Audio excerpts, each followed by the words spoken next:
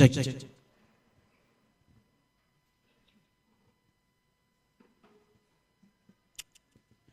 Assalamualaikum warahmatullahi wabarakatuh. Salam sejahtera, selamat siang, salam sehat untuk kita semuanya.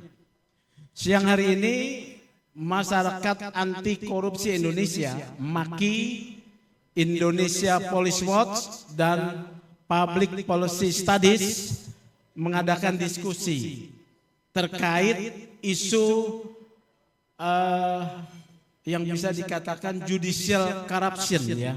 Apakah ini masuk di dalam wilayah isu judicial corruption yang kita tahu, atau satu peristiwa terkait pengambilan keputusan yang salah yang berdampak pelanggaran hukum.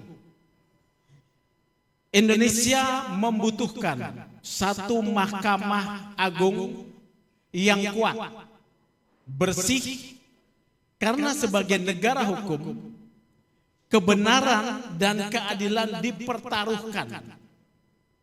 Kalau dikatakan bahwa Mahkamah Agung adalah benteng terakhir keadilan, itu adalah tepat dan mestinya menjadi tujuan bersama.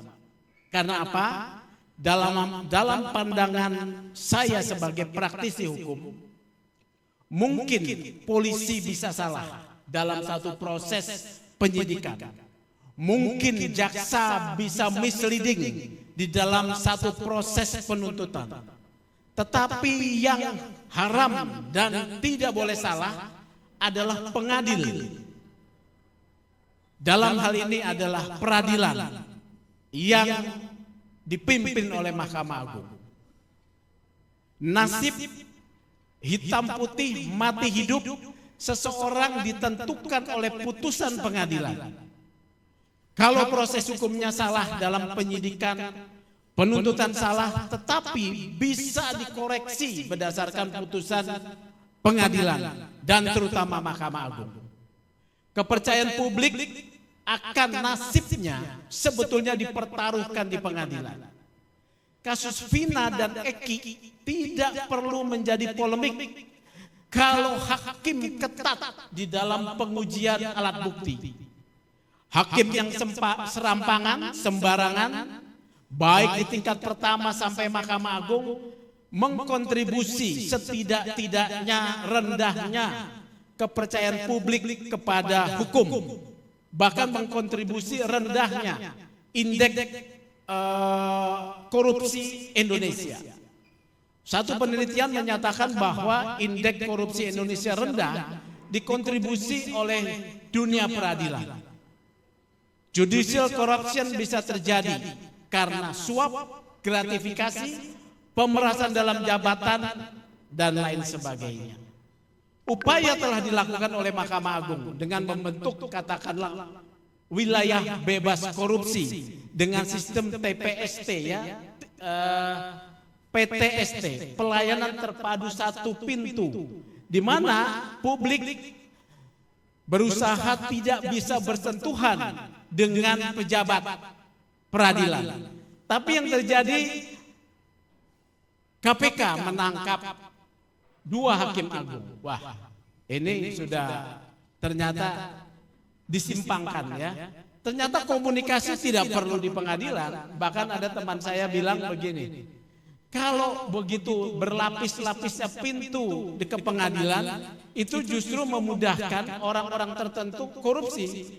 Karena aman menyerahkan uang di pintu-pintu yang tertutup yang tidak bisa diakses itu. Ya, itu ada menyebut begitu. Hari ini kita akan membahas satu informasi, bahkan pada pusat kekuasaan dunia peradilan, yaitu ada pada fenomena pemotongan honor penanganan perkara. Salah satu upaya Mahkamah Agung untuk menekan terjadinya judicial corruption adalah melaksanakan penyelesaian perkara dalam 90 hari. Justice delay, justice deny. Banyak perkara-perkara yang kemudian mendapatkan posisi, mendapatkan masalah karena lambatnya penanganan perkara di Mahkamah Agung dan menjadi pintu masuknya KKN di sana. Kelambatan penanganan perkara memaksa dalam tanda kutip pihak-pihak yang berperkara harus berkoordinasi dengan pihak-pihak tertentu untuk mendapatkan keadilan. Ini adalah pintu terjadinya suap atau gratifikasi. Mahkamah Agung telah menetapkan bahwa 90 hari penyelesaian perkara itu adalah satu upaya untuk menekan dugaan pelanggaran dan meningkatkan kinerja. PP 82 tahun 2021 mengatur bahkan memberikan satu insentif bagi hakim agung dan juga hakim konstitusi yang mampu menyelesaikan tugasnya dengan baik diberikan insentif honor penanganan perkara. Hakim agung mendapatkan honor. Harusnya diterima 100%. Tetapi Indonesia Police Watch mendapatkan satu informasi ternyata ada pemotongan. Dalam postur pemotongan tersebut ada sejumlah 13,05% dipotong untuk tim pendukung seperti asisten hakim agung, panitra dan staf tersebut di sana sampai 13,05. Kemudian ada 26,95%. 26,95% tidak jelas. Nah, ini yang menjadi pertanyaan ya. Hari ini kita mengundang 3 pembicara yang sudah tidak asing lagi bergerak dalam bidang anti korupsi. Kita beri tepuk tangan kepada Bang Saud Situmorang ya, mantan komisioner KPK. Bang Saud ini galak terus nih saya lihat Bang. Ya. Walaupun udah pensiun tetap galak ya. Kemudian ada akademisi yang senior saya nih ya, Bang Abdul Fikar Hajar, dosen Fakultas Hukum Trisakti ya. Dan aktivis yang terus menyala, dari tahun 93 saya kenal Mas Hersubeno, selamat datang. Nah, ini pembawa acara kita yang kita tunggu-tunggu ya, moderator kita. Yang terus menyala Bang Petrus Celestinus ya, tukang lapor nih kayaknya Bang Petrus ya. Siapa aja dilaporin ya. Ini kawan lama saya ya, Bang Petrus Celestinus. Tak kenal menyerah, pantang mundur selangkah pun. Tapi kok belum ada yang berhasil ya Pak Petrus ya, laporannya sana sini. Enggak bosan nih Pak Petrus? Enggak bosan ya? Ngelaporin Kaisar, ngelaporin Presiden ya, ngelaporin semuanya lah. Kalau dirasa tidak cocok dilaporin. Kita membutuhkan tokoh-tokoh ya yang tetap konsisten ya, berada di jalur ini.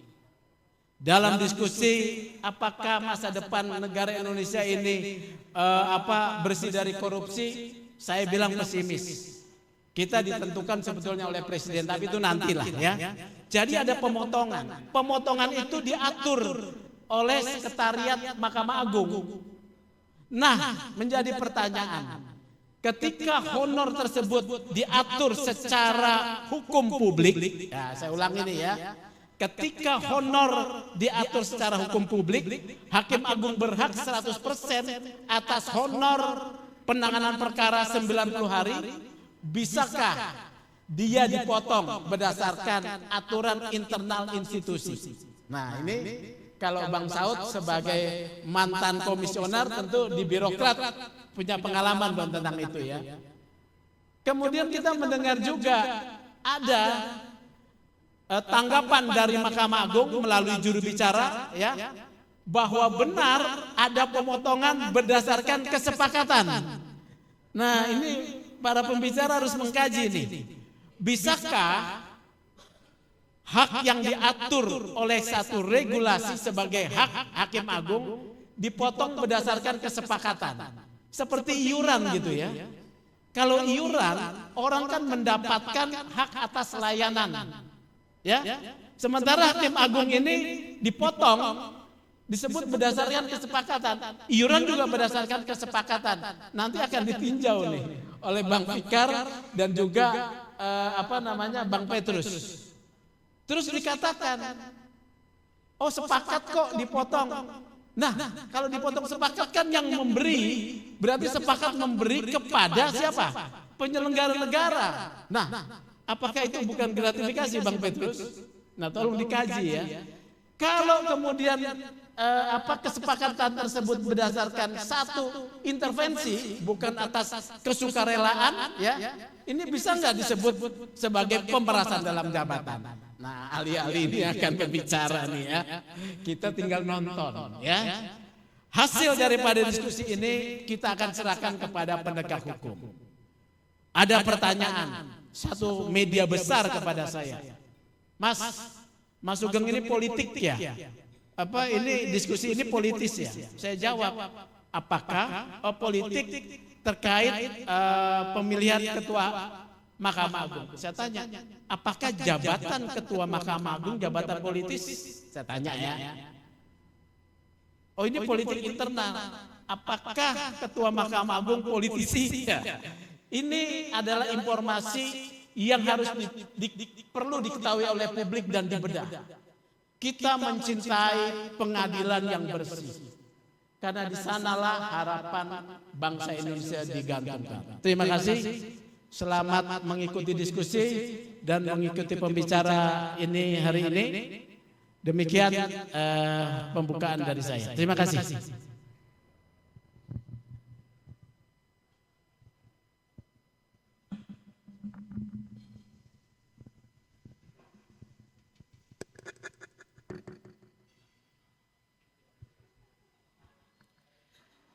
Terima kasih Bapak Sugeng Teguh Santoso atas sambutannya. Bapak Ibu yang terhormat, selanjutnya kita akan beralih ke acara inti, yakni diskusi publik dengan tema bedah kasus dugaan pidana korupsi, pemotongan dan penyalahgunaan dana honorarium penanganan perkara atau HHP bagi Hakim Agung sedikitnya bernilai sebesar 97 miliar dan atau TPPO yang akan dipandu oleh moderator yang sudah tidak asing lagi. Untuk itu kepada Bapak Hersu Beno Arif, waktu dan tempat kami persilakan.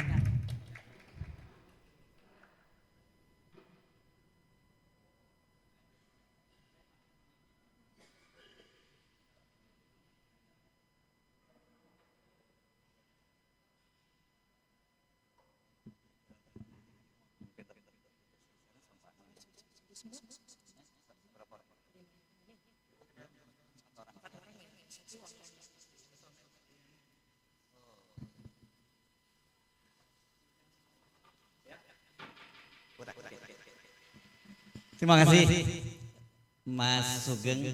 Saya tadi waktu ketemu diundang saya bilang saya sebenarnya menghindar nih kalau diundang sama Mas Sugeng. Soalnya dia tuh kan cari gara-gara gitu. Saya sudah terlalu banyak masalah. Jadi berkumpul dengan Mas Sugeng akan tambah banyak masalah lagi. Oke, kita lihat dari 5 orang yang tadi diundang hadir itu 3 orang sudah ada di sini. Bang Saud 1 orang silahkan. Terus Pak Abdul Fikar. Monggo silakan atas Bang Peter. Ayo Bang Petrus silakan. Mas Sugeng kan ikut naik ke atas juga ya. Nanti di bawah saja. Sementara Mas Bonyamin ini sedang dia online ya. Online. Nanti kita tolong diberitahu nanti kalau beliau sudah tersambung bersama kita ya. Recording in progress. Oke, silakan. Oke, terima kasih teman-teman para jurnalis yang ini. Terima kasih atas kehadiran Anda memenuhi undangan dari teman-teman Indonesian Police Watch dan tadi temanya ini menarik ini karena persoalannya ternyata ada diam-diam ada satu soal yang serius di Mahkamah Agung ya. Selama ini saya tahunya setoran dari luar, nggak tahunya ini ada setoran dari dalam atau bukan? Jadi ada potongan dari dalam gitu. Tadi sudah dijelaskan oleh Mas Sugeng ya tentang duduk perkaranya, duduk persoalannya. Jadi saya tinggal meneruskan saja dengan saya kira 3 orang yang hadir di sini teman-teman sebagian besar sudah mengenal tapi nggak apa-apa saya kenalkan tadi. Beliau ini kalau ini udah lama sejak zaman dulu kuda tuli udah mainannya begitu ya Bang. Bang Petrus. Terus silakan ini juga tukang cari gara-gara juga sama ini. KPK. Nanti Pak Abdul Fikar memberikan perspektifnya dari sisi hukum, tapi tadi juga ada mempertanyakan apa ini ada aspek politiknya atau tidak gitu. Tapi kita ngomong hukumnya saja dulu ya. Ini siapa kita yang akan mulai dulu, Bang? Dulu? Siapa? KPK dulu. Ya, Bang Hots katanya Abang dulu yang suruh untuk bicara lihat soal ini. Apakah nanti ini pertanyaan saya, apakah ini bagian dari penyelenggara negara atau bukan? Nanti debatnya begitu sama KPK kan selama ini. Ya. Dan saya tadi ke sini kebetulan saya juga nebeng teman juga kan gitu. Oke, silakan Bang. Ya, selamat siang teman-teman sekalian.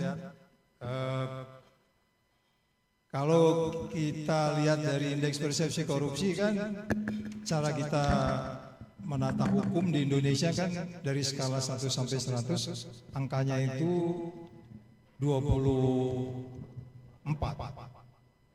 Dari 100 sampai 100, World Justice Project menilai kita 24. Anda bisa bayangkan tahun depan dengan kasus ini angka itu bakal naik atau turun nih?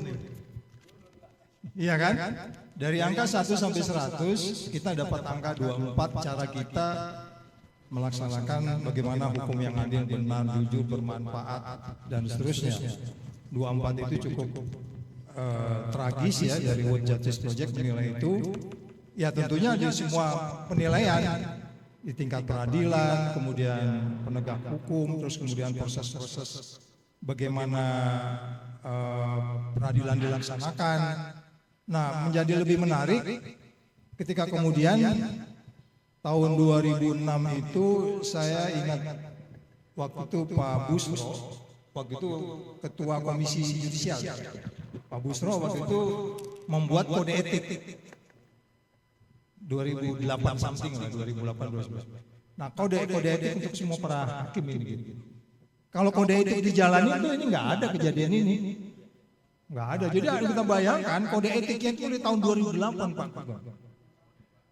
Itu tegas tuh Pak Busro menggariskan nilai-nilainya seperti apa, hakim harus seperti apa, melaksanakan kegiatannya, aktivitasnya, ya kan?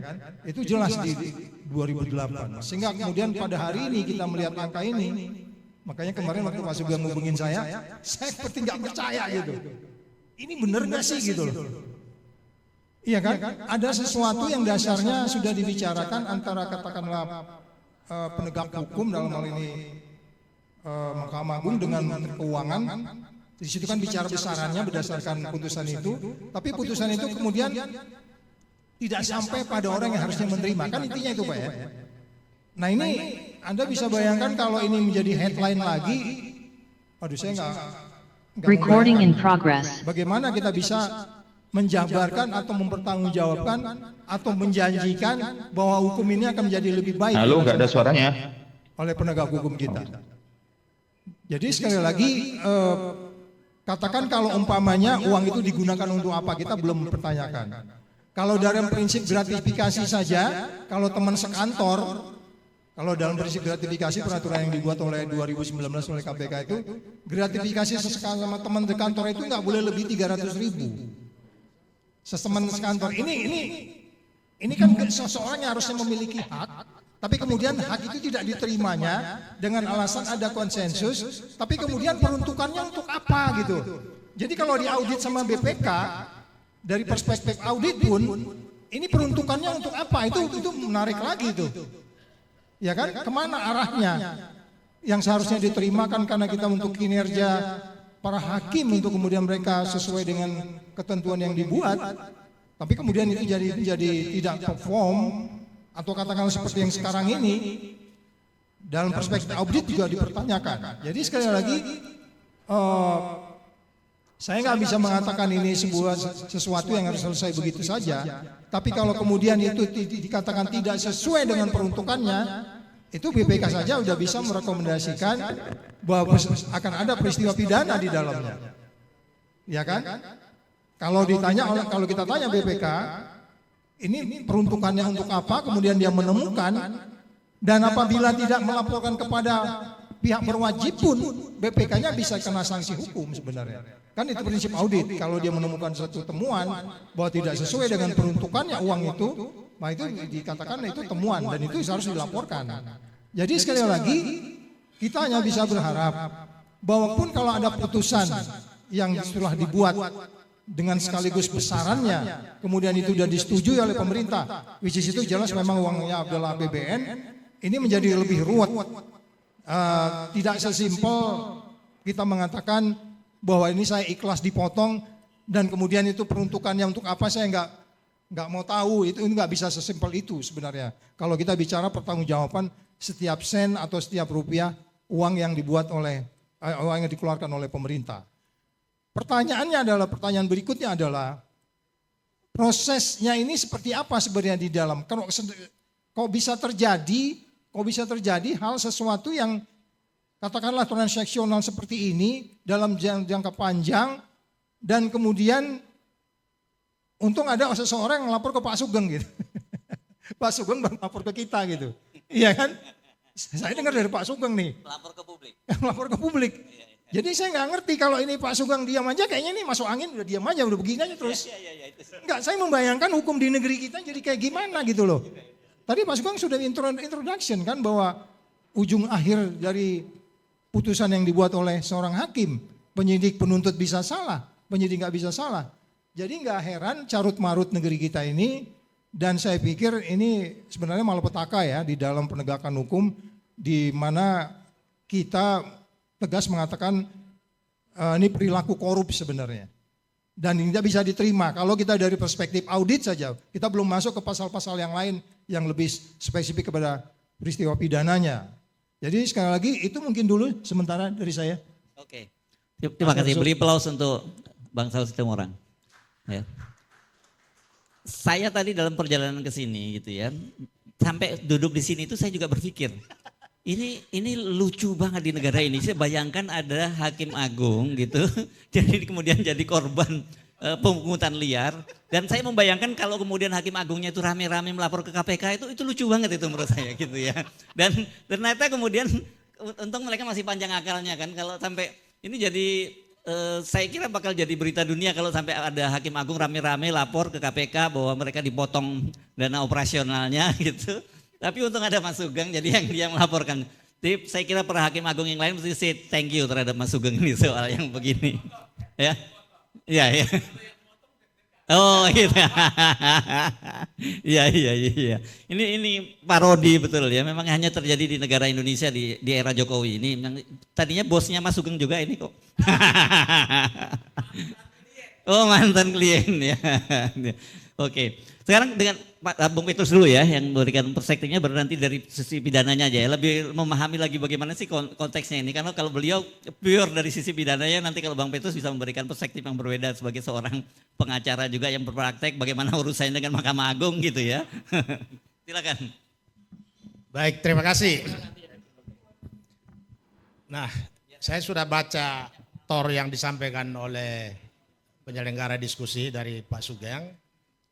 Saya lalu melihat dari segi regulasinya, sebetulnya yang diperbincangkan ini sebetulnya barang haram. Uang 97 miliar ini barang haram yang diperebutkan di Mahkamah Agung. Kenapa saya bilang barang haram?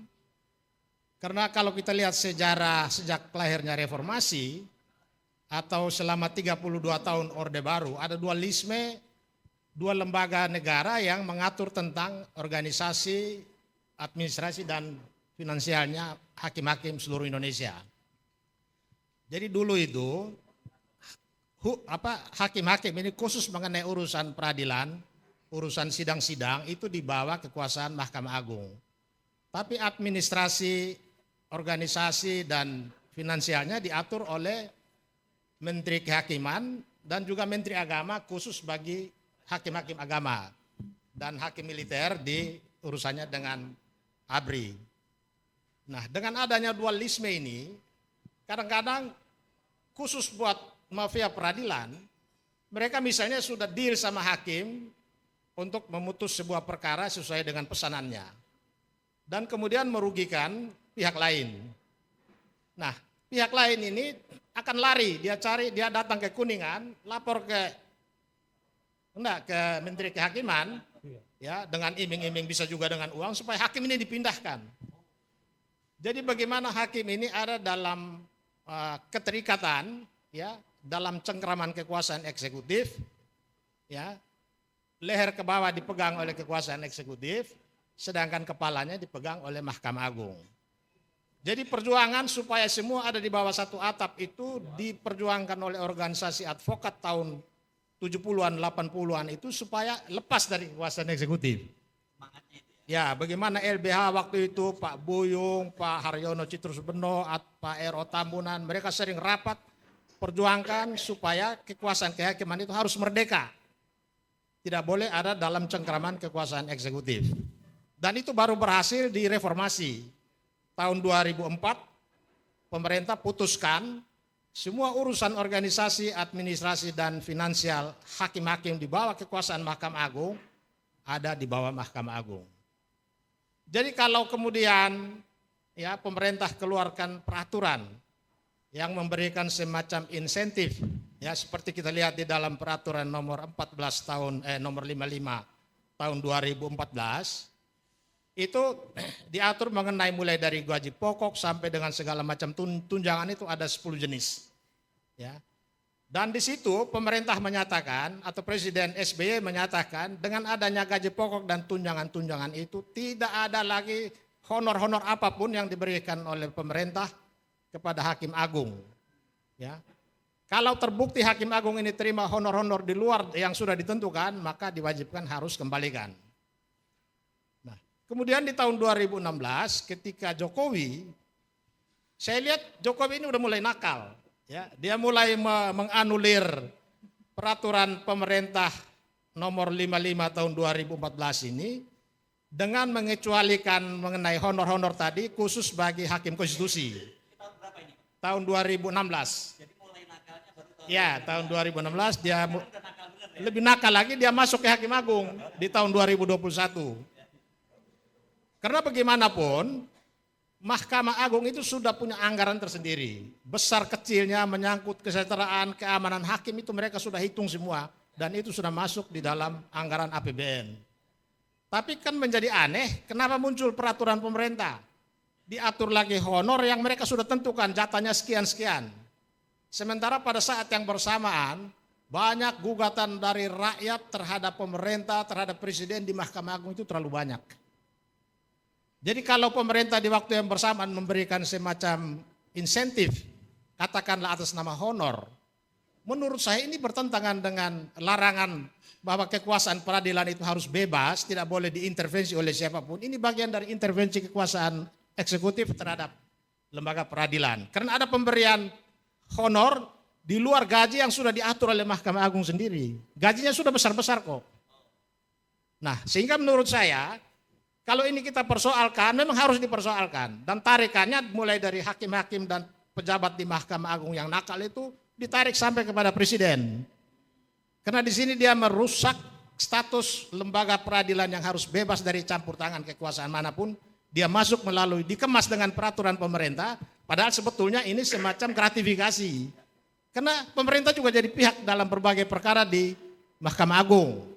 Nah, saya lalu pikir jangan-jangan putusan Mahkamah Agung mengenai umur calon gubernur dihitung dari saat pelantikan, ini bagian dari insentif-insentif ini. Karena peraturannya diubah tahun 2021. Ini kerja rencana yang sistematis sudah lama. Jadi saya sepakat ini kita kejar bahwa ini korupsi, tapi kejarnya tidak terbatas di Mahkamah Agung. Ini harus sampai di depan istana sana kita kejar. Karena ini uang ini sebetulnya uang haram. Sesuatu yang dilarang oleh undang-undang, tapi oleh presiden, oleh pemerintah dibuat peraturan yang memberikan insentif tambahan uang sekian ratus miliar untuk Hakim Agung. Sementara Mahkamah Agung ini pintu terakhir. Mungkin kalau diberikan ke pengadilan hakim pengadilan tinggi atau hakim-hakim di daerah yang hidupnya miskin melarat, itu lebih pas. Karena kalau kita dengar cerita hakim di daerah yang hidupnya melarat, mereka punya cerita sendiri. Jadi tahun 2002-2003 kami ini kan periksa kekayaan hakim jaksa polisi. Jadi kita tanya, kenapa hakim-hakim di daerah ini dalam pergaulan sosial kok seperti dikucilkan? Ya. Setiap kali kita datang mau periksa yang jor-joran, traktir makan dan segala macam itu Kapolda, Kajati, sementara hakim ketua pengadilan tinggi nggak nampak. Nah, di situ mereka bercerita, kami ini sebetulnya kami ditinggal. Ya. Kami ini kalau hitung dalam permainan perkara, kami ini pintu terakhir yang terdakwa atau pihak yang berperkara itu sudah habis-habisan di tangan polisi dan jaksa. Kayak kami itu sudah tengkoraknya aja. Nah, jadi mereka punya cerita pengalaman mengapa mereka seperti ya sudah nggak ada airnya lagi yang keluar. Nah, jadi kalau insentif ini diberikan ke Mahkamah Agung, sedangkan Mahkamah Agung itu pintu terakhir, saya pikir ini bagian dari membuat hakim-hakim itu tidak bebas, apalagi ketika masyarakat berperkara dengan pemerintah. Hakim kan akan memilih, karena dia sudah dapat insentif setiap bulan, setiap perkara mungkin dengan perkara beribu-ribu itu mereka mendapatkan bonus yang berlipat ganda. Jadi saya setuju dengan rencana Pak Sugeng tadi atas nama IPW akan membawa persoalan ini kepada lembaga penegak hukum, tetapi kita tidak boleh berhenti hanya di Mahkamah Agung. Tarikannya hanya sampai kepada, karena ini gratifikasi yang dikemas dengan peraturan pemerintah. Harusnya kan Mahkamah Agung menolak. Biarlah semua anggaran yang kalau mau ditambah, Mahkamah Agung mengusulkannya lewat DPR, dan di sana pemerintah dan DPR putuskan dan dituangkan dalam APBN khusus mengenai anggaran untuk Mahkamah Agung. Sehingga clear. Tetapi ini kan ujuk-ujuk muncul. Mulai dari tahun 2014 itu SBY masih bagus lah ya. Dia bilang gaji pokok, tunjangan perumahan, kesehatan, segala macam itu ada 10 macam diberikan. Tapi honor-honor dan lain-lain tidak boleh. Hakim-hakim yang terima akan kembalikan. Tetapi mulai 2016 dipreteli oleh Presiden Jokowi karena dia yang tantangan itu PP, dan diperluas lagi di 2021, Hakim Agung pun mendapatkan itu. Sementara 2019, 21, 22 itu banyak gugatan masyarakat terhadap pemerintah, termasuk uji peraturan di bawah undang-undang di Mahkamah Agung, di mana yang digugat itu pemerintah. Nah, sehingga tidak heran kalau setiap kita gugat pemerintah kita dikalahkan, salah satu faktor ya ini tadi. Ada insentif, ada gratifikasi dari pemerintah kepada hakim-hakim, tapi dikemas dalam peraturan pemerintah dan lain-lain. Saya kira itu saja, terima kasih. Saya khawatir Bang Beto sudah nggak ada waktunya lagi kalau kita bawa sampai ke Merdeka Utara ini. Oke, Presiden yang baru. Sekarang kita dengar dari perspektif hukumnya. Saya nggak tahu ini parodi sebenarnya. Tapi bagaimana ini kita lihatnya dari sisi hukum pidana? Bisa nyala nggak? Yang ini aja Pak Abdul Fikar. Oh sudah. Oke. Assalamualaikum warahmatullahi wabarakatuh. Salam. Ya. Kalau menyimak dari peristiwa yang diuraikan baik oleh rekan Sugeng atau bapak-bapak tadi ya, maka ini sebenarnya menguatkan fenomena yang agak didekatin. Nah, ya, fenomena yang terakhir ini kita alami, yaitu cengkraman oligarki, ya. Karena apa? Ternyata di Mahkamah Agung ada oligarki juga, iya kan? Oligarki yang bisa memotong jatah-jatah yang seharusnya menjadi haknya para hakim agung. Jadi memang fenomena oligarki itu berkembang di mana-mana gitu. Ternyata orang ketika punya kekuasaan, ya, dia ada kecenderungan untuk memanfaatkan kekuasaannya untuk apakah untuk keuntungan pribadi atau keuntungan kelompoknya dan seterusnya. Jadi catatan saya nomor 1 itu tadi, ya, bahwa peristiwa ini menggambarkan kepada kita bahwa fenomena oligarki yang begitu menyeramkan, ya, itu memang terjadi dan hadir di komunitas apapun, termasuk komunitas hakim agung. Itu yang pertama. Yang kedua, Mahkamah Agung ini termasuk instansi negara yang juga diaudit oleh BPK, oleh Badan Pemeriksa Keuangan, gitu. Ya, jadi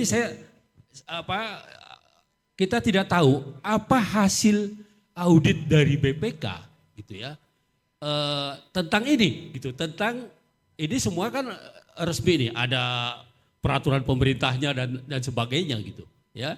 Artinya sangat mungkin audit BPK itu ya rapi-rapi saja, ya, artinya jatah untuk hakim Agung untuk dalam menangani perkara sesuai dengan peraturan pemerintah tahun 2021 itu ya berjalan dengan baik gitu. Ya artinya apa? BPK tidak bisa mendeteksi ini gitu. Ya mungkin saya kira ya itu tadi Hakim Agung itu bagian apa namanya? Kalau Pak Petrus bilang bagian dari suatu komoditas yang memang agak sulit kita raba gitu. Ya karena ya itu tadi kadang-kadang perkara aja ada istilah tidak ada makan siang gratis gitu ya.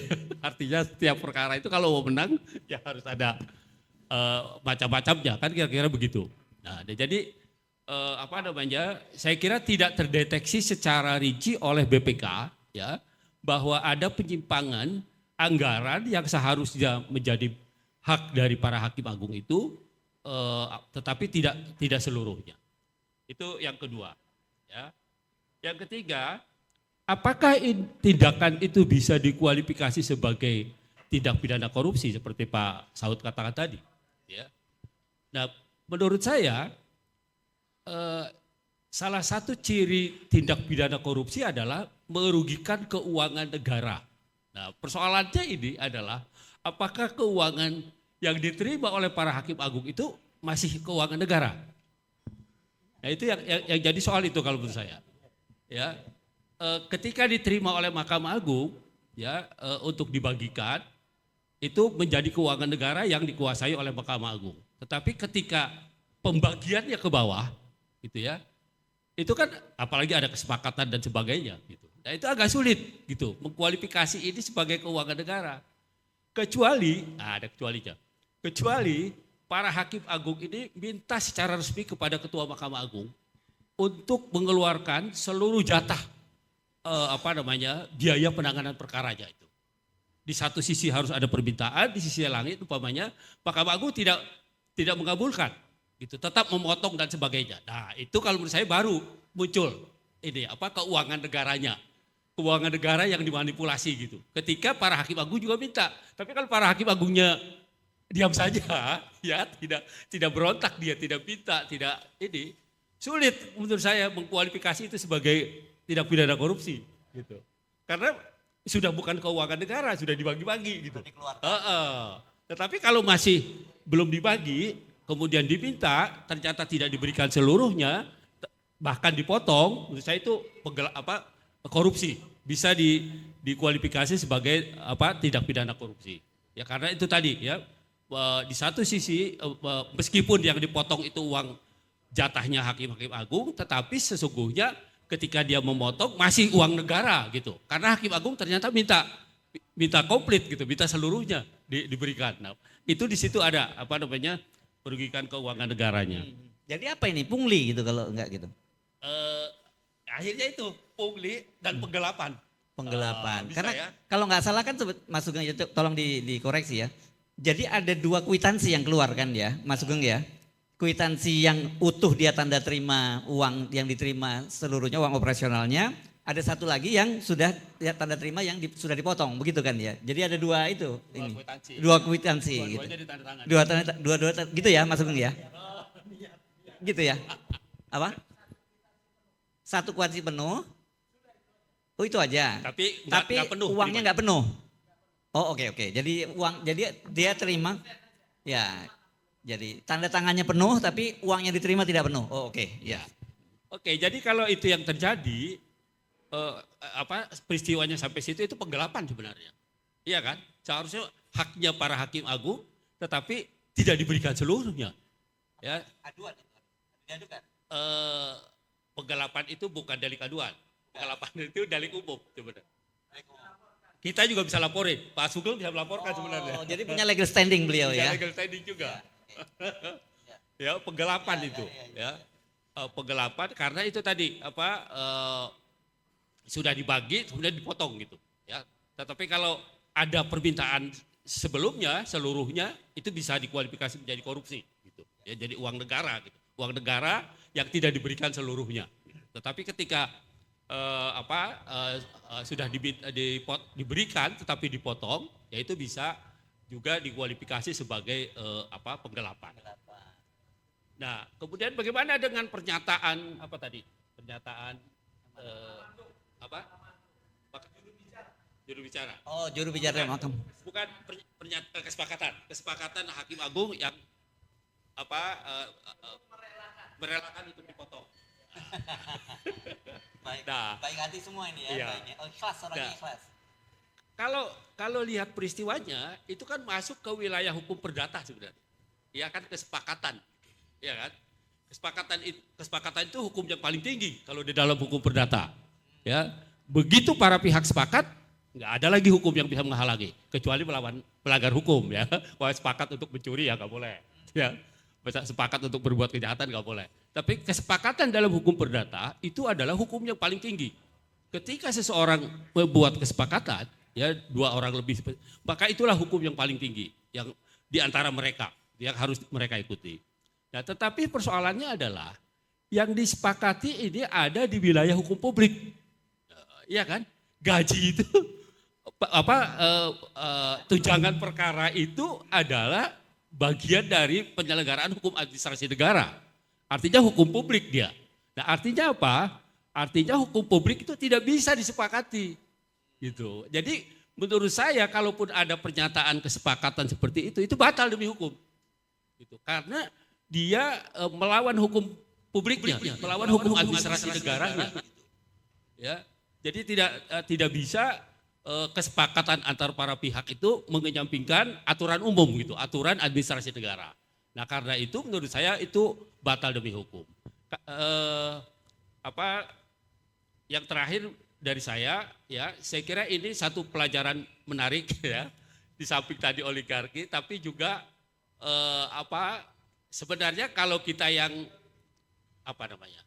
punya empati dan sayang pada Mahkamah Agung dalam pengertian pada kekuasaan kehakiman yang harus kita hormati gitu ya, maka sebenarnya kita bisa melakukan upaya-upaya umpamanya ya salah satunya adalah mendiskusikan, melaporkan kepada publik ya, mendiskusikan ini. Yang kedua bisa juga umpamanya mendorong salah satu hakim agung atau keluarganya bahkan untuk melakukan umpamanya judicial review mengenai peraturan pemerintah. Tadi ada saya baca peraturan pemerintah mengenai jatahnya hakim agung. Tapi dilala sayangnya yang akan menguji ya Mahkamah Agung juga. Kalau jatuhnya pada pemotong ya sama juga, ya kan. Ya, tapi saya kira di Mahkamah Agung isinya tidak setan semua. Ya karena maksud saya di samping ada yang ini, tetapi ada juga hakim-hakim yang bisa kita percaya ketika menangani perkara. Saya kira dari saya itu kita lanjut. Oke, silakan, nggak apa-apa.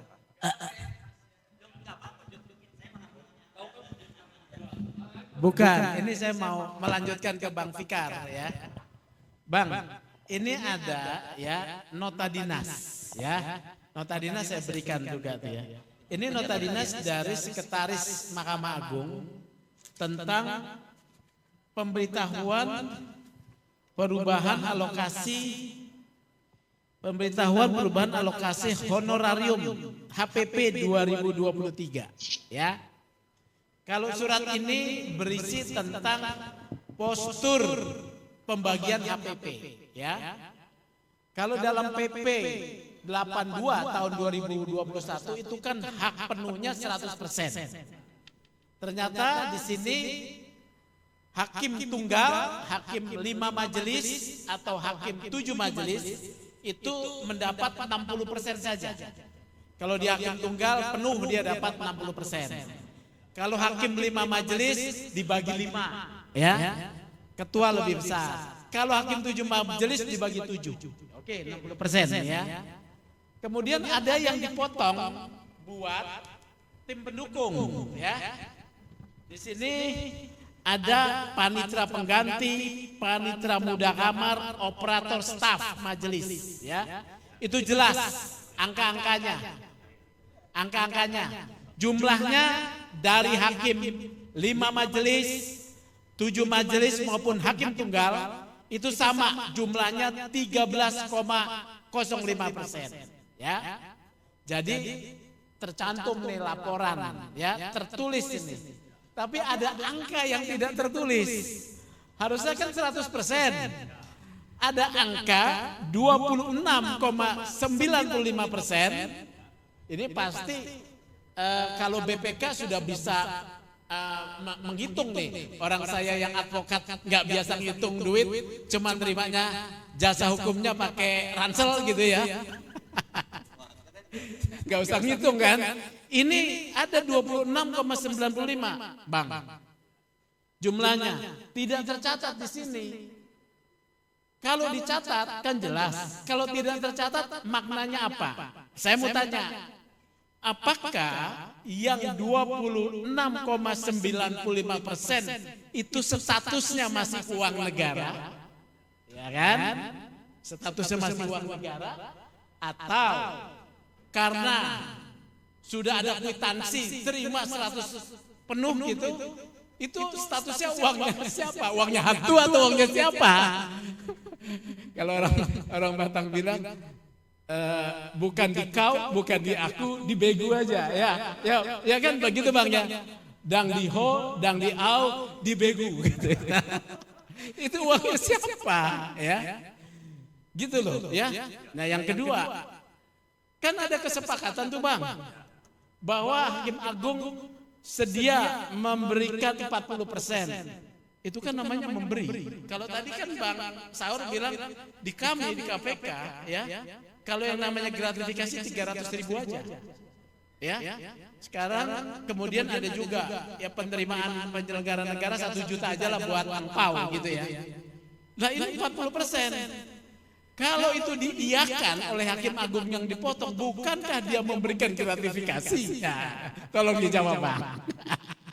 Wah, menarik ini. Oke, ini- nggak apa-apa. Menarik. Ahli hukumnya yang mesti jelasin nih. Silakan. Oke. Oke, jadi apa? Tadi yang ada berapa sisa 26,9%. Hampir 27 lah ya. Sampai 27 itu yang tidak jelas. Ya. Sementara tanda terimanya 100%. Ya. Nah, itu pilih siapa gitu kan. Nah, menurut saya ini tinggal perspektifnya. Ya, kalau perspektifnya perdata aman itu yang 27. Iya kan? Karena yang Anda terimanya sudah 100. Loh, kamu sudah terima semua. Iya kan? 27 jadi aman gitu. Kalau perspektifnya perdata murni gitu. Tetapi kalau perspektifnya hukum pidana gitu ya. Itu tadi ya. Tapi susah juga ya. Masa Hakim Agung tanda tangan tanda terima terpaksa? Kan nggak mungkin kan? Nggak di bawah umur lagi. Iya kan? Tidak dalam tekanan lagi. Nah,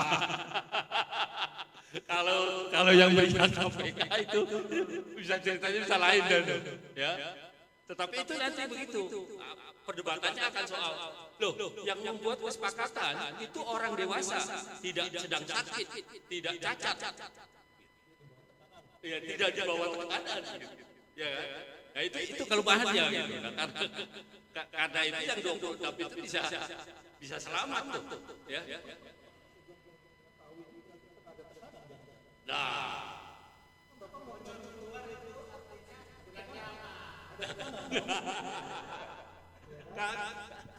ya saya kira ini kesempatannya Pak Sugeng ya untuk membantu teman-teman Hakim Agung itu gitu ya. Artinya mungkin selama masih menjabat mereka nggak akan pernah berani. Ya, nggak akan pernah berani karena itu tadi yang kata Pak Petrus mereka juga sebenarnya memainkan dana ilegalnya banyak juga gitu. Ya, nah itu yang artinya ada sesuatu yang menyandera mereka gitu. Nah, karena itu kemudian kalau Pak Sugeng atau orang luar yang mengetahui, saya kira ya itu bisa diangkat gitu ya, bisa diangkat dalam pengertian bisa menjadi diskusi publik gitu, bisa menjadi persoalan publik gitu. Ya, apakah akan memperbaiki situasi di Mahkamah Agung? Ya, saya kira kembali kepada siapa yang akan menjadi ketua. Tetapi itu tadi saya balik lagi, fenomena oligarki itu di mana-mana ada. Gitu, ya, agak sulit itu melawan itu. Ya, oligarki itu ada kesepakatannya ada tindakan-tindakan yang disepakati bersama sesama oligarki gitu ya. Itu yang agak susah dilawan. Kadang-kadang anggota komunitas juga gak berani, apalagi umpamanya komunitas seperti ini. Saya yakin Pak Sugeng ini dapat informasi ya dari dalam gitu. Tetapi iya ya kan. Mestinya kan yang hebat tuh harus ada hakim agungnya satu.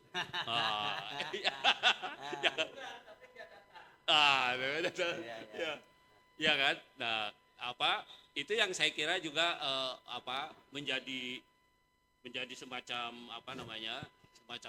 penyanderaan gitu. Penyanderaan secara sistemik gitu. Ya. Dia dengan sistem kerja yang seperti sekarang ini saja itu sudah ada penyanderaan yang begitu kuat gitu, sehingga agak sulit mereka berekspresi. Oke, jadi kembali lagi ke soal 26 miliar dan kesepakatan, itu jelas-jelas uang mestinya menjadi haknya Hakim Agung di satu sisi, tapi di sisi yang lain pernyataan kesepakatan itu juga menjadi hambatan gitu ya. Walaupun tadi saya katakan kesepakatan yang melawan hukum publik itu batal demi hukum sebenarnya, ya tidak sah gitu sebenarnya. Nah, jadi kembali kepada para hakim agungnya sebenarnya, ya. Tapi saya ingin satu lagi kan ini dituangkan dalam satu peraturan. Di satu sisi ada peraturan pemerintah. Kalau peraturan pemerintahnya tidak ada diskriminasi atau apa. Tetapi begitu sampai ke peraturan Mahkamah Agung, bukan peraturan ini nota dinas ya. Agak sulit kan? Artinya nggak ada forumnya, untuk judicial review gitu. Kalau undang-undang Mahkamah Konstitusi, kalau bukan undang-undang di Mahkamah Agung kan, ini tidak ada forumnya. Nah, ini forumnya adalah forum komunitas saja yang harus menyelesaikan. Saya kira itu. Oke. Katanya nanti dulu sebelum Pak Petrus saya diberitahu bahwa Pak Mas Bonyamin Saiman sudah terhubung ya lewat Zoom. Gimana? Sudah Pak. Oke, silakan. Via apa nih? Audionya aja yang muncul ya, atau termasuk videonya? Audionya saja ya. Mas Bonyamin, bisa dengar suara saya? Ya. Oke, Mas Bonyamin. Jelas Mas. Yes, oke. Ini di mana? Lagi di mana posisi? Di Australia. Oh, jauh rumahnya biasa. Oke, nggak apa-apa. Tapi Anda sudah dapat udah dapat briefingnya ya tentang konstruksi peristiwanya ya, Mas Bonyamin ya. Silakan. Langsung saja Mas Bonyamin. Masih, Assalamualaikum warahmatullahi wabarakatuh. Waalaikumsalam warahmatullahi wabarakatuh. Oke, kelihatan ini wajahnya sekarang. Pak Ersu, Pak Petrus, Pak Saud, Pak Rikar, dan Pak Sugeng yang saya hormati. Disclaimer dulu, yang dalam paparan itu kan uangnya tertulis senilai berapa, tapi kita sebenarnya belum sampai detail sebenarnya berapa sih yang diduga nanti. Karena ini kan sebenarnya forum diskusi ini kita merumuskan apakah ini pungutan liar atau gratifikasi atau ya dianggap suatu yang tadi sah gitu kan, karena ada istilah kesepakatan. Nah, ini yang sedang kita coba rumuskan. Tapi kalau gambaran begini sebenarnya, uang yang diterima oleh Hakim Agung yang menyidangkan perkara sesuai peraturan pemerintah tadi, akhirnya kan yang diterima 60% atau ya 70% atau berapa, pokoknya tidak diterima sepenuhnya. Lah, kalau dengan demikian berarti kan negara harusnya membayar senilai ya 74% itu atau 60 sampai 74%. Jadi artinya itulah yang menjadi kepentingan dari negara untuk memberikan honor kepada Hakim Agung yang menyelesaikan sidangnya. Dan itu pun kan ada ditambah syarat lagi yang mampu menyelesaikan 90 hari. Sementara dalam peraturan pemerintah itu 90 hari itu seperti apa? Nah, sekarang ada beberapa yang kemudian Hakim Agung bisa menyelesaikan 90 hari, tapi minutasi oleh asisten, itu hakim tinggi atau hakim apa, itu bisa jadi tidak selesai 90 hari. Nah, ini ada sisa. Kemana uang itu sisa? Ya, jadi banyak hal yang memang masih harus didalami dari proses itu. Kalau ini bahasa saya, bisa jadi ini ada dugaan korupsi, Pak. Karena negara akhirnya ketahuan, ini ternyata negara, ini kan sesuai peraturan pemerintah itu kan membayar honor hakim agung. Nah, ditanya honor hakim agung yang diterima sebenarnya berapa? 74%. Artinya kalau katakanlah 1 bulan atau berapa kali sidang itu 100 juta, yang diterima kan sebenarnya hanya 74 juta. Atau bahkan hanya 60 juta. Maka harus dibalik caranya. Bahwa hak yang sisanya yang tidak bisa diterima oleh hakim agung dalam sidang itu bukan haknya siapa-siapa, harus dikembalikan kepada negara. Ketika tidak kepada kembali negara, bahkan diduga dibagi-bagi, maka versi saya itu ada kerugian negara gitu. Itu yang pertama. Yang berikutnya adalah Bupati Sidoarjo itu dikenakan pungli yang kemudian juga korupsi. Nah, apakah juga tidak ada kesepakatan di sana?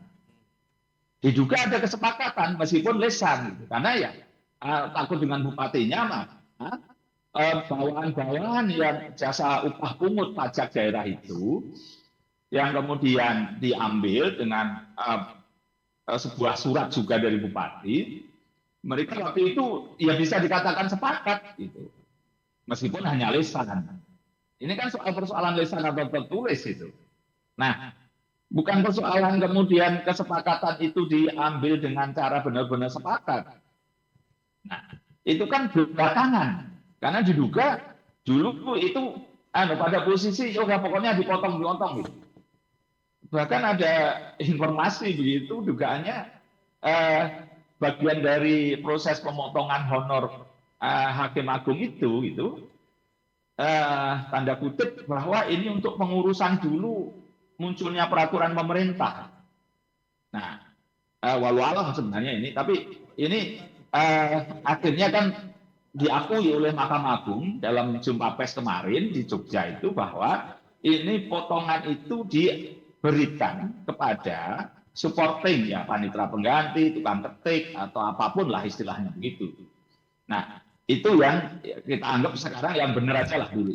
Karena tadinya kita kan masih menggali, ternyata kemarin ada jumpa pers oleh Mahkamah Agung di Jogja yang menyatakan itu bahwa ya memang ada istilahnya tidak diberikan utuh kepada hakim agung karena dibagi pada yang lain-lain. Ini kan bahasa penghalusan aja. Jadi ini menurut saya sudah malah bahwa kita tidak usah mencari data lagi gitu bahwa ada istilah kita pemotongan gitu dugaannya, tapi mereka istilahnya adalah dibagi kepada pihak lain, artinya di luar hakim agung.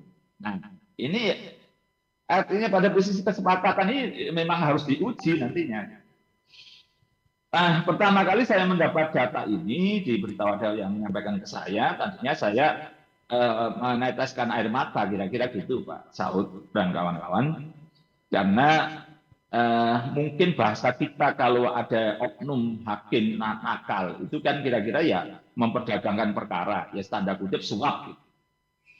Nah, dan itu mungkin di negara manapun paling-paling ya terjadi itu. Tapi kalau ada pemotongan honor hakim itu kok rasanya baru di kita gitu. Sampai saya berpikir, apa ya ini ada pemotongan honor hakim agung gitu. Jadi ini yang bagi saya suatu yang saya tidak percaya waktu itu. Gitu. Tapi kemudian kemarin ada pernyataan di Jogja gitu, ya sudah berarti ada. Dugaan itu ada, pokoknya ya bahasanya penghalusan tidak diterima sepenuhnya oleh hakim agung karena dibagi dengan yang lain. Tapi kan apapun dasar pemberian itu kan harus ada dasar hukumnya. Ini orang hukum kan harus begitu. Honor hakim itu dasarnya peraturan pemerintah, ya harus diterima penuh. Tiba-tiba ada nota dinas. Nah, untuk diberikan pada pihak lain, ini kan seakan-akan sembunyi-sembunyi. Kalau mau fair itu atau mau terbuka sekalian, ini dasarnya yang mestinya peraturan Mahkamah Agung yang diunggah di lembaga negara, di Kementerian di Dirjen AHU sebagai bentuk pembagian kepada yang lain. Nah, itu yang mestinya bukan sekedar nota dinas kalau bicara administrasi, tertib administrasi. Nah, Itu yang bagian catatan saya yang paling utama menurut saya yang dari proses ini adalah saya akhirnya berdasarkan saripati teman-teman tadi, Pak Petrus, Pak Saud, Pak Abdul Fikar Hajar, dan Pak Sugeng itu akan seperti yang kemarin-kemarin menyampaikan ini kepada KPK untuk dinilai. Sekarang bukan pemberiannya, tapi penerimaannya. Karena yang menerima itu bisa jadi pejabat, bisa jadi penyelenggara negara. Karena bisa jadi ada dugaan itu selain panitera pengganti, ada yang lain-lain yang menerima gitu. Nah, asisten itu bahkan hakim pernah menerima gitu. Ada bahkan diduga rapelan. Nah, saya balik aja gitu. Ini penerimaan yang diterima oleh beberapa pejabat di Mahkamah Agung yang diduga diterima itu nanti dari itu saya serahkan pada KPK, boleh nggak diterima atau tidak boleh. Nah, ini kan sudah lebih dari 30 hari gitu, karena tahun kemarin ada. Gitu. Jadi prosesnya kita balik, bukan pemberian dari Hakim Agung kepada panitera pengganti atau kepada yang lain-lain tukang ketik gitu.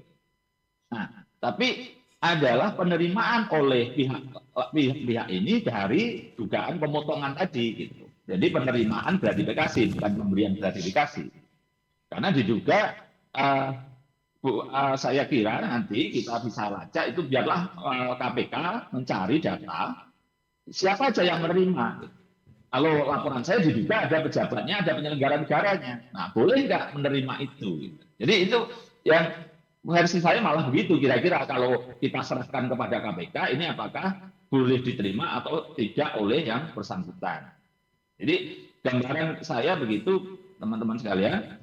Dan kalau ini versi-versi yang lain itu kan dulu sebenarnya kan juga ada istilahnya tanda kutip BPK menemukan ini, waktu itu bahkan diberikan secara tunai dugaannya. Dan belakangan bahkan dipotong dari Bank BSI. Nah, apakah ini juga tertib administrasi dugaan pengaliran uang ini?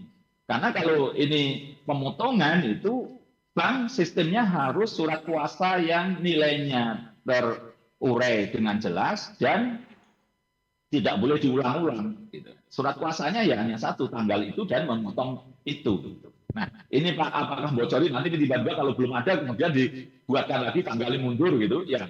Tapi saya yakin masa nanti kalau ada dugaan itu gitu. Karena bisa versi saya, dugaan saya tidak tertib administrasi itu. Karena ya berdasarkan kesepakatan Bank BSI katanya gitu yang bagian urusan honor ini, honor sidang ini untuk Hakim Agung ini. Nah, itu ada peraturan dari Bank Indonesia sebelum ada OJK itu surat kuasa itu ya hanya berlaku satu, jumlahnya ditulis di situ dan hanya berlaku sekali. Nah, apakah dari Hakim Agung itu yang dipotong tadi, dipindahkan lainnya tadi dari Bank BSI itu kemudian ada tertib administrasi itu. Nah, ini sebenarnya bisa saya mintakan kepada Otoritas Jasa Keuangan OJK untuk menilai apakah Bank BSI sudah tertib administrasi dan tata kelola yang baik dari sisi itu. Karena apa dasarnya gitu sebenarnya juga pemotongan, masa hanya surat kesepakatan gitu atau surat pernyataan gitu. Nah, itu yang versi saya kalau ini misalnya pernah saya alami misalnya dalam konteks ini guru-guru yang sertifikasi ada dapat tunjangan senilai gaji itu kemudian diterima. Nah, mereka biasanya motong 100.000, bukan motong. Jadi mengambil secara sukarela sudah diterima, sukarela hanya dikumpulkan untuk diberikan yang honorer. Dan itu nilainya kecil gitu. Artinya kalau 100.000 dari 5 juta kan berapa persen? Nggak ada apa-apanya, persentase. Nah, tapi kalau nilainya besar dan kemudian ini kita balik gitu, dari sisi pertama harusnya berarti negara hanya membayar maksimal 74% atau 60%. Karena pemberian kepada tukang ketik atau panitera pengganti atau apapun itu tidak ada dasar hukumnya. Karena ini duit negara loh, nggak bisa. Itu harusnya lebih levelnya tinggi lagi undang-undang gitu. Bukan peraturan pemerintah aja gitu. Boleh peraturan pemerintah akan turunannya dari undang-undang, tapi undang-undangnya seperti apa? Jadi ini ya kalau ini kan memang judulnya honor Hakim Agung. Gitu. Kenapa diberi honor yang tinggi? Supaya mendatangkan keadilan, supaya tidak masih berpikir untuk nyari uang yang lain. Gitu. Jadi bukan soal capek atau tidak capeknya. Bisa jadi panitera pengganti capek, tukang ketik capek, asisten capek karena mengerjakan yang sifatnya administrasi. Nah, tapi hakim agung ini kan yang diberi honor tinggi itu kan otaknya yang mendatangkan keadilan. Jadi bedakan itu, terus kemudian seakan-akan ini hakim agung sudah dapat honor banyak terus dipotong dikasihkan yang capek gitu. Ya tidak begitu, peraturan pemerintahnya begitu. Ini sesuatu yang kita terus terang aja agak aneh, agak lucu, dasar pemikirannya seperti gini gitu loh, kira-kira gitu. Jadi ini pada disclaimer saya ini masih batasan-batasan yang analisa dan bagian dari proses kita diskusi gitu. Karena sebenarnya teman-teman panitia itu sudah saya dengar berusaha menghadirkan perwakilan Mahkamah Agung untuk kita bisa menjadi suatu diskusi yang sempurna, tapi nyatanya nampaknya di laporan teman-teman panitia tidak ada yang hadir. Dia ya akhirnya kita menjadi diskusi yang timpang ini sebenarnya. Jadi ya harus dimaklumi atau dimaafkan kalau kemudian kita menjadi seperti satu frekuensi yang diskusi ini gitu, karena ya sebenarnya panitia sudah berusaha untuk adil dengan menghadirkan dari perwakilan Mahkamah Agung, tapi katanya tidak adil. Nah itulah pemikiran saya, karena ya seperti kemarin misalnya gratifikasi itu ada yang sejak zaman Pak Firly itu helikopter itu kan diduga dapat diskon sehingga diputus, meskipun waktu itu hanya bergaya mewah tapi sebenarnya ada diskon yang itu mestinya juga tidak boleh diterima karena meskipun alasannya COVID diturunkan diskon tidak masuk akal juga, karena 1 jam 7 juta sementara operasional beli aftur dan bayar pilot dan parkir aja diduga di atas 15 juta gitu. Jadi itu.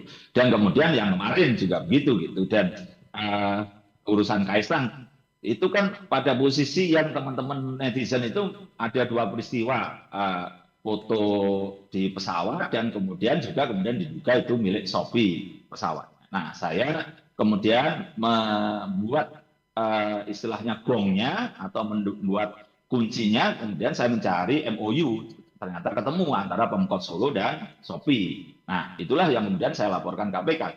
Jadi saya kalau ini nanti dari rumusan yang saya kemukakan tadi disetujui atau dimohon tanggapan dari teman-teman semua, apakah versi gratifikasi yang penerimaan itu jadi lebih masuk akal daripada pemberian? Nah, itu yang mungkin yang justru kita hadapkan pada KPK supaya tidak ada polemik, dan ini bisa jadi loh ya, ini malah akan dipakai untuk menyerang itu, untuk katanya kemarin bahkan ada pernyataan dari juru bicara Mahkamah Agung Pak Soeharto, ini katanya dipakai untuk serangan hitam pada calon ketua MA. Ya, ini faktanya dari sisi pembicaraan itu, fakta dugaan tidak diterima penuh Hakim Agung itu kan akhirnya diakui gitu. Sehingga diskursus ini kita bicarakan, apakah ini pungutan liar, apakah gratifikasi, apakah ini sah kan gitu. Nah, sehingga ini ya kita kan diskusi ini, tapi yang paling bisa menilai kalau penerimaan gratifikasi kan KPK. Jadi biar kita tidak nanti menjadi suatu sandera bagi Mahkamah Agung juga gitu, itu bisa dimanfaatkan oleh orang nakal gitu, atau ya istilah orang hitam itu, entah oknum pengusaha hitam atau pengacara hitam untuk menakut-nakuti Mahkamah Agung. Wah, ini bisa jadi masalah loh, lah. Kan bisa dimanfaatkan malah. Jadi kita mendapatkan Mahkamah Agung yang pada posisi tersandera gitu kan. Kita juga sebagai pencari keadilan kan menjadi sesuatu yang tidak mendapatkan hal keadilan yang sebagaimana mestinya. Yes. Jadi ini ya sebenarnya saya berharap itu Mahkamah Agung untuk hari ini atau bulan depan tidak ada lagi pemotongan gitu, karena ini bisa, saya yakinnya Hakim Agung juga pasti tidak terima sebenarnya kalau ditanya gitu. Tapi nggak berani ngomong gitu ya. Dipotong 40% gitu. Iya. Baik. Tidak terima gitu pasti gitu. Jadi itu yang saya rumuskan, Bapak-bapak dan teman-teman sekalian. Terima kasih. Oke, terima kasih Mas Jamin Saiban dari Australia. Ini KPK nih kelihatannya ya, mestinya yang ini ya. Coba Bang Saud, gimana kira-kira konstruksi kalau dari KPK gitu? Ya, jadi tahun 2021 memang ada penelitian ya terhadap MA ini. Disimpulkan memang ada 3 kesimpulan. Pertama adalah memang tata kelola di dalam. Baru kemudian yang menyangkut etika, yang kedua. Yang ketiga adalah menyangkut yang kita bicarakan ini. Bahwa mereka sebenarnya memerlukan itu gitu. Jadi 3 kesimpulan. Tahun 2021 penelitiannya. Memerlukan apa ini maksudnya? Ya perlu ada dana tambahan yang untuk supaya mereka berkinerja. Oh, oke. Ya soal data di hari dan seterusnya itu. Sehingga kemudian 3 hal ini direkomendasikan. Ya. Dalam pikiran saya ini salah satu rekomendasi hasil riset tahun 2021 itu dari 3 kelompok masalah tadi. Nah ini kan kalau kita bicarakan hari ini menyangkut persoalan ke-1 dan ke-2. Tapi yaitu kata Bang menyangkut Petrus tata tadi kelola. tahun 2016 ya dimulainya ini ya. Mulai dari 2016 katanya sudah mulai itu. Ya, tapi itu berarti kan mereka bisa melihat ada sesuatu yang nggak benar juga sebenarnya. Sehingga kemudian salah satu rekomendasinya sebenarnya supaya mereka diberi dana tambahan. Jadi dari kalau ini dimulai tahun 2016, tapi itu riset tahun 2021 karena ada problem. 2021 nanti bisa diakses juga. Jadi maksud saya 2 problem di atas yang menyangkut tata kelola, terus menyangkut masalah etik. Ini kan masalah etik juga dong. Yang nggak etik dong Pak, minta sama teman sekerja itu etiknya di mana gitu loh. Ini nggak ada etiknya itu, kalaupun nggak melanggar hukum gitu kan. Nah kemudian komisi etiknya gimana, komisi yudisialnya kayak gimana gitu. Jadi sekali lagi, ini sebenarnya kesimpulan kita adalah diskusi ini nggak bisa dibiarkan begini, karena ini cerminan dari penegakan hukum secara keseluruhan. Iya kan, pintu akhir gongnya di ada mereka, tapi carut marutnya seperti ini gitu. Saya bisa mengatakan kalau saya posisinya di sana, ini dilaporkan, ini pidana sebenarnya. Kalau dalam pikiran saya common sense saja tuh. Dibawa ke KPK maksudnya ya? Iya. Dan itu harus dikembalikan semua itu yang sudah diterima selama ini, kembaliin kepada orang yang berhak. Karena bahasanya audit itu nggak begitu Pak. Bahasanya audit itu setiap rupiah itu harus disesuaikan dengan peruntukannya. Peruntukannya untuk Pak Fikar. Kok Pak Fikar ngasih 30% kepada Hersu? Nggak bisa kayak gitu. Oh saya ikhlas Pak. Iya ikhlas, tapi itu menimbulkan perilaku korup. Dan itu yang dirusak sebenarnya. Kita harus jaga perilaku korup itu untuk kemudian tidak diteruskan. Kan itu yang dirusak dari peristiwa ini gitu. Itu mungkin tambahan dari saya. Oke. Bang Petrus menambahkan? Jadi kita sepakat ya, hakim-hakim agung itu pendapatannya ditambah. Ya. Tetapi cara masuknya harusnya diserahkan kepada Mahkamah Agung, misalnya dengan mengusulkan tambahan anggaran kepada lewat DPR, kemudian dinaikkan dalam APBN. Lalu pengaturan lebih lanjut jangan oleh peraturan pemerintah atau Perpres. Biarlah Mahkamah Agung yang mengeluarkan peraturan tentang insentif ini, honorarium ini. Sehingga murni bahwa Mahkamah Agung itu tidak bisa kaki tangannya diikat oleh kekuasaan eksekutif. Ini kan menunjukkan bahwa ada ketergantungan yudikatif kepada eksekutif.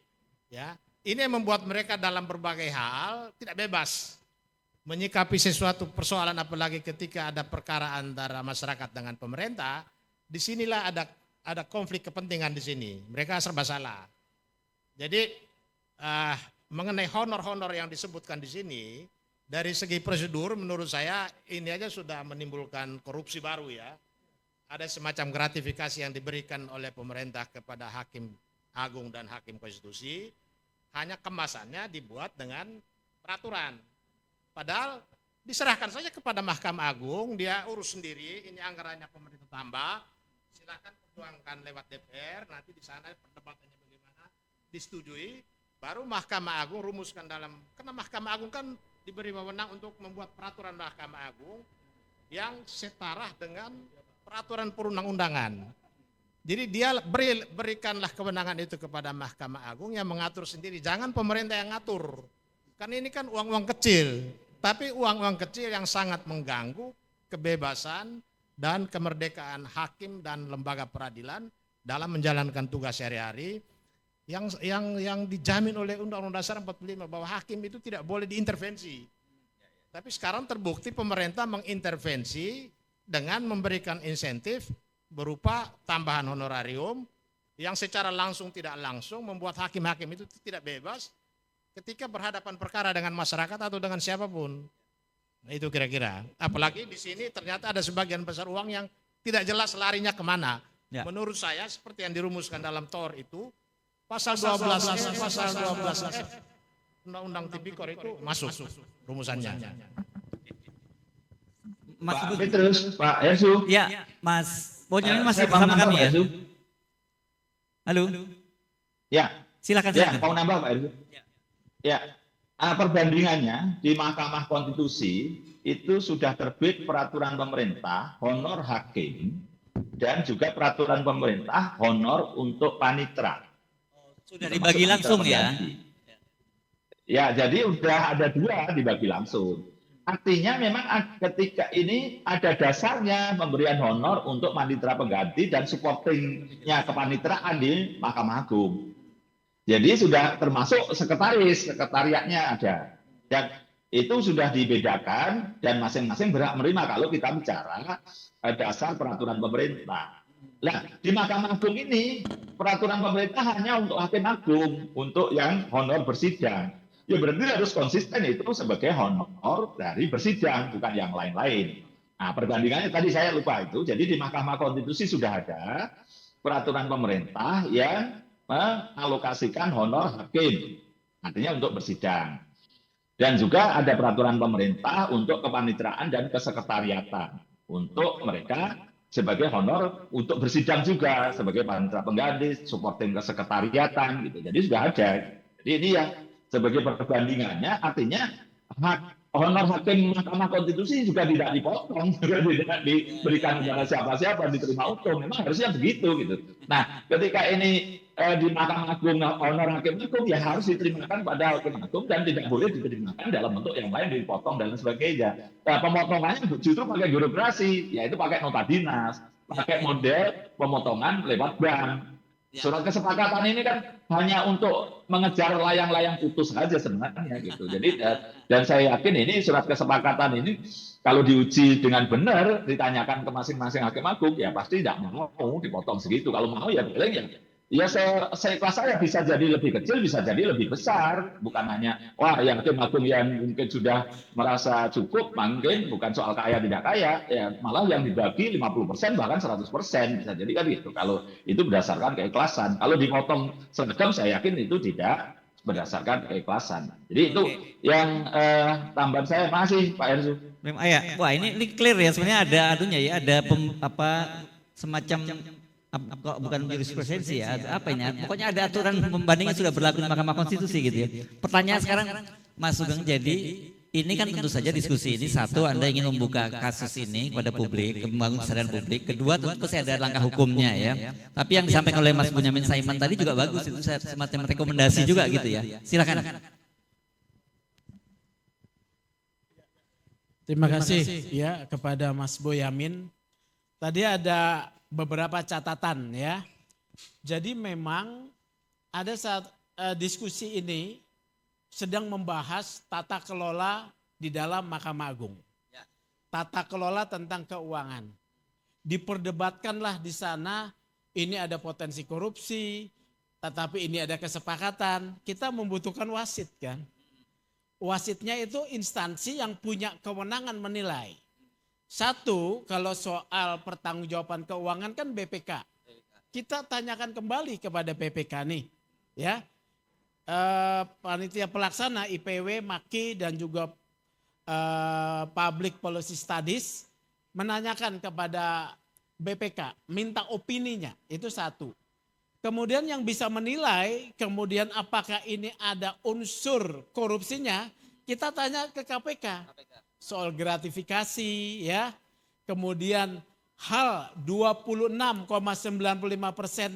ini kemana, itu hanya mungkin bisa diketahui melalui, kita jangan bilang pemeriksaan lah, klarifikasi ya. Seperti KPK mengklarifikasi Kaisang. Ya itu kan satu hal klarifikasi, ada proses. Oleh karena itu ya Mas Boyamin masukannya baik ya, dan juga para pembicara kita akan rumuskan. Kita mengedepankan praduga tak bersalah tentunya ya, menghormati satu prinsip hukum praduga tak bersalah. Tetapi harus ada tindak lanjutnya, akan kita bawa kepada instansi yang memang berwenang menilai untuk itu. Terima kasih. Oke. Ini kita teman-teman wartawan kita kasih kesempatan kalau ada yang mau tanya ya. Ada teman-teman wartawan yang mau tanya atau hadirin? Silakan kalau ada. Kalau nggak ada ya, nggak ada. Kalau nggak ada, silakan mungkin memberikan kataan ya. Closing statement masing-masing. Silakan Pak. Siapa? Diurut aja dari. Ya, ini sesuatu yang sebenarnya memprihatinkan di lembaga yang tertinggi penegakan hukum. Lepas itu ada problem-problem kaitannya dengan persoalan-persoalan perasaan, ekonomi, atau menghargai orang yang nggak dapat sesuatu dari negara. Pada bagian lagi Mbak Boyamin sudah menjelaskan di tempat lain juga treatmentnya tidak sama dengan ini, artinya berbeda untuk keadilannya datang gitu ya. Jadi kesimpulan kita adalah bahwa rekomendasinya ini tidak bisa dibiarkan, dan saran kita yang mulai untuk sementara, kesimpulan saya ini nggak boleh diteruskan dan dihentikan mulai besok, udah gitu aja. Konkret itu ya. Oke, saya kira ada catatan yang bagus begini, bahwa profesi hakim itu berbeda sebenarnya dengan kepaniteraan. Karena yang yudisial itu sebenarnya hakim dan putusannya. Tetapi panitra, kemudian siapa yang bantu, itu sebenarnya masuk bagian dari eksekutif sebenarnya.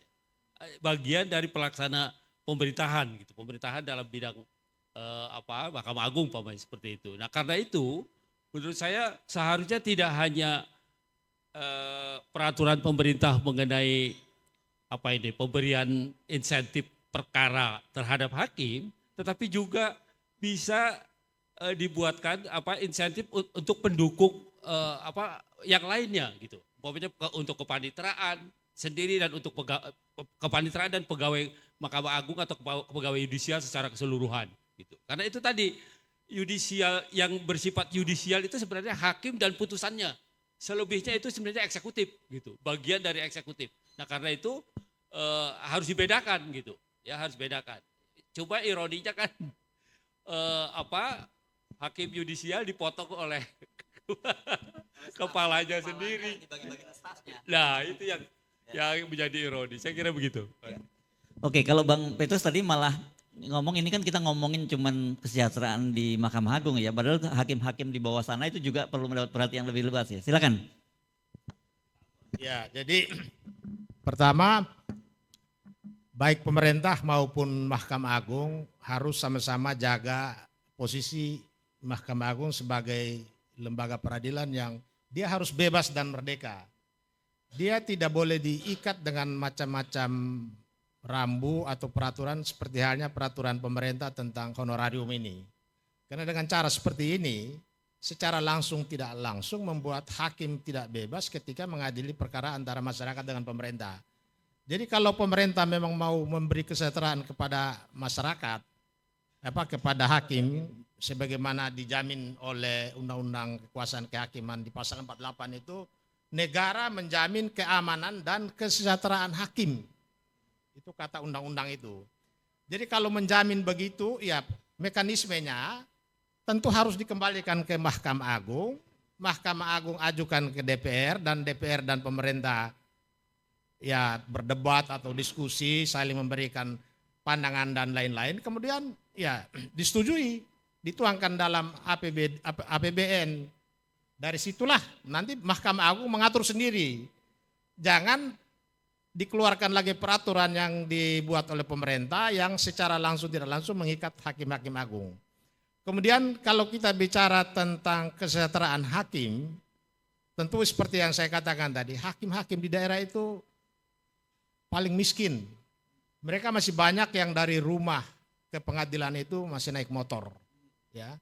Karena kondisinya seperti itu, maka di daerah terpencil, ya katakanlah di NTT, ya di Indonesia Timur lainnya atau di daerah terpencil, itu akhirnya masyarakat pencari keadilan yang menjadi korban. Ya. Mereka harus jual tanah, mereka harus jual hewan, hanya untuk memenuhi permintaan hakim.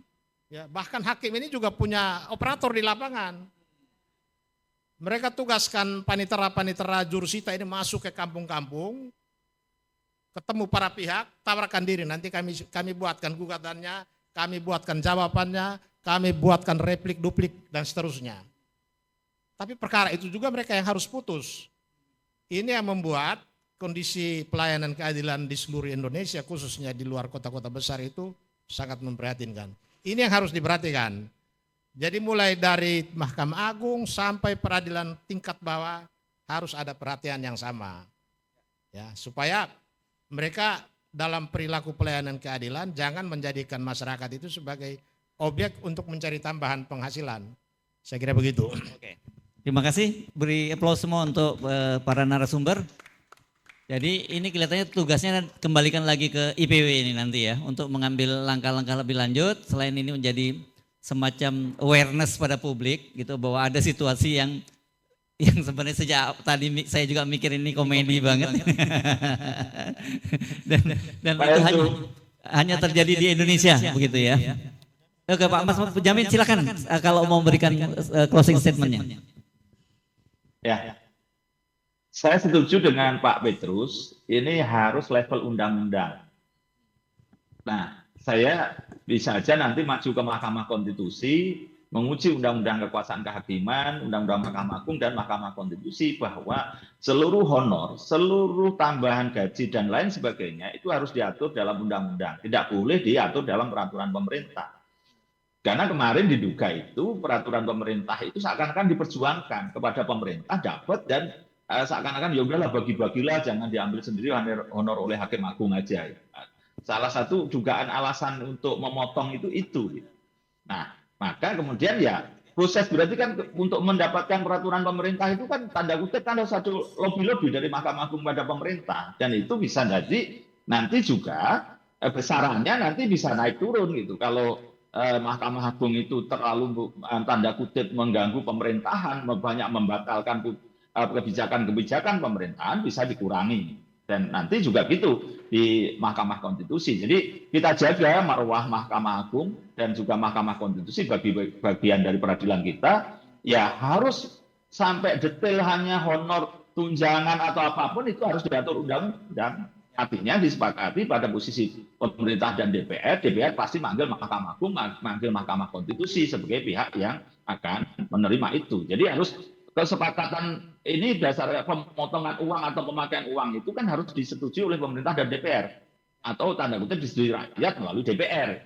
Jadi itu saya kira pada posisi ini harus kita kuatkan bahwa segala hal yang berkaitan dengan kekuasaan kehakiman dalam hal ini Mahkamah Agung dan Mahkamah Konstitusi harus dalam bentuk undang-undang, tidak boleh peraturan pemerintah, sehingga kemudian tidak ada pemotongan-pemotongan tadi. Sehingga nanti tujuan Pak Petrus itu untuk mensejahterakan hakim di daerah pun juga akan tercover, karena nanti akan disupporting kepada Mahkamah Agung biayanya sekian, pengajuannya sekian untuk tambahan honor hakim-hakim daerah, misalnya daerah terpencil. Itu jumlahnya besar supaya mereka mendatangkan keadilan.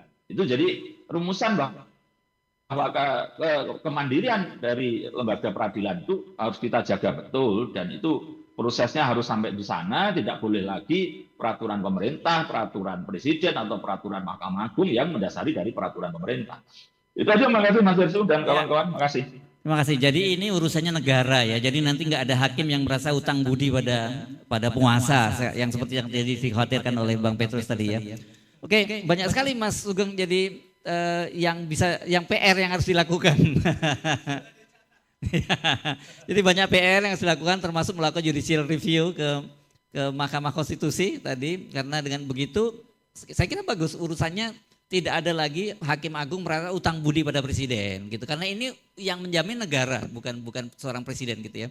Oke, terima kasih ya teman-teman semua yang hadir pada hari ini, baik yang bergabung langsung di sini maupun bergabung melalui channel YouTube-nya.